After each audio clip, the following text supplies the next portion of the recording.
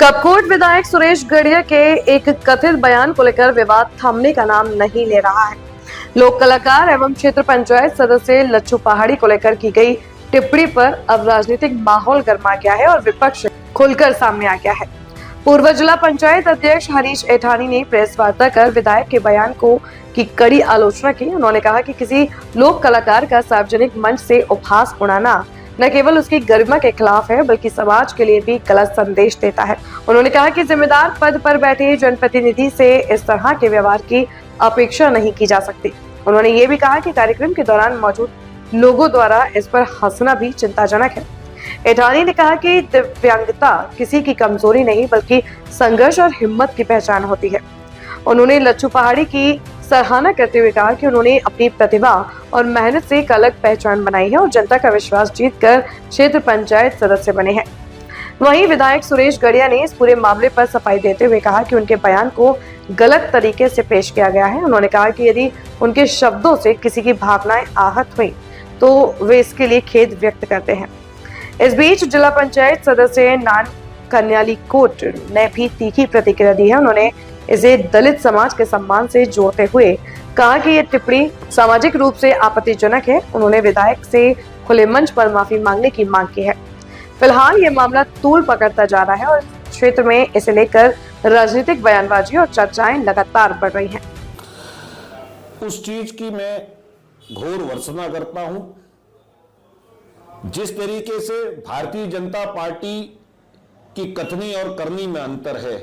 नारा दिया सबका साथ सबका विकास, तो आज जिस तरीके से कत्यूर महोत्सव में जिस तरह से कपकोट के विधायक आदरणीय सुरेश गड़िया जी का जो बयान आया है, उसमें जो लोग उनके बयान के बाद जो ठेका लगा के जो जोर जोर से हंस रहे हैं, जो वीडियो हमने देखा, वो लोग भी उतने दोषी हैं जितने दोषी सुरेश गड़िया जी हैं। एक तरफ कांग्रेस की सरकार ने दिव्यांग बौनों को पेंशन देने के बाद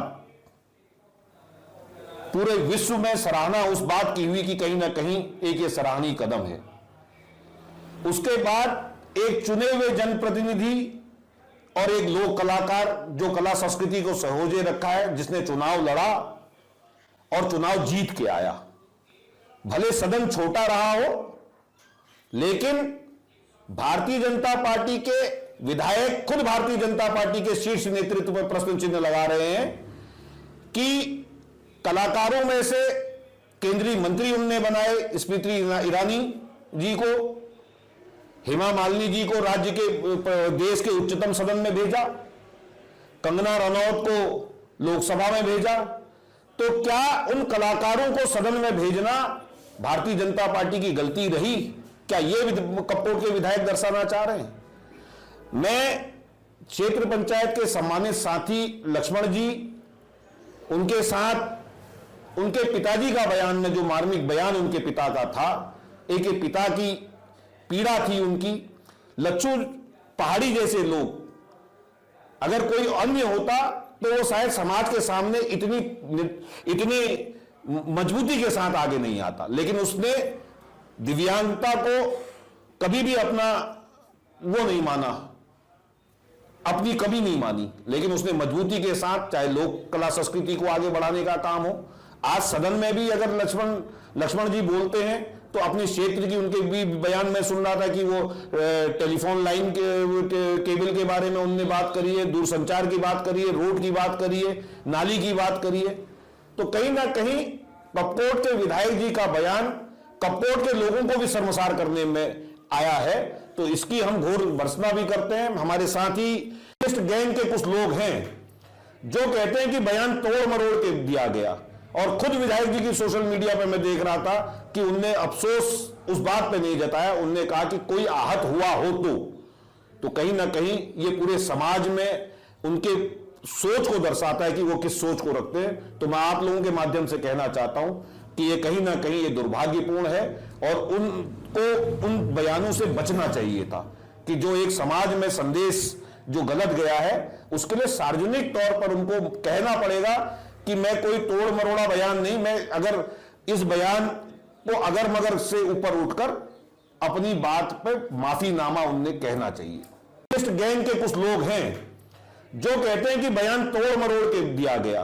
और खुद विधायक जी की सोशल मीडिया पर मैं देख रहा था कि उनने अफसोस उस बात पे नहीं जताया, उनने कहा कि कोई आहत हुआ हो तो कहीं ना कहीं ये पूरे समाज में उनके सोच को दर्शाता है कि वो किस सोच को रखते हैं। तो मैं आप लोगों के माध्यम से कहना चाहता हूं कि ये कहीं ना कहीं ये दुर्भाग्यपूर्ण है और उनको उन बयानों से बचना चाहिए था कि जो एक समाज में संदेश जो गलत गया है उसके लिए सार्वजनिक तौर पर उनको कहना पड़ेगा कि मैं कोई तोड़ मरोड़ा बयान नहीं, मैं अगर इस बयान को अगर मगर से ऊपर उठकर अपनी बात पर माफीनामा उनने कहना चाहिए।